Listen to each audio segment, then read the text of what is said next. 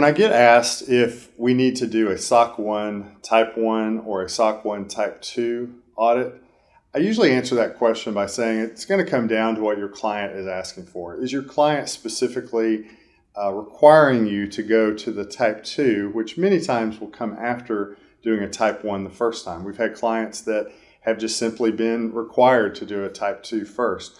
But if your client isn't specifying that, and many times they just simply tell a client, you need to do a SOC 1 or an SSAE 18, it'll just be very broad like that in their request, then you might have the luxury of starting with a SOC 1 Type 1 report. The benefit of starting there is that it allows you to focus with your auditor and work with your auditor on the description of your controls and the suitability of the design of those controls, and really focus on that and getting those controls in place.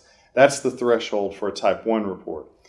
What happens with a Type 2 is there's additional time spent, there's additional testing, because in addition to those things, the auditor also has to test operating effectiveness over a period of time. So it takes a little extra time and resources to do that, because you need some time to make sure that the controls were in place and operating for a period of time.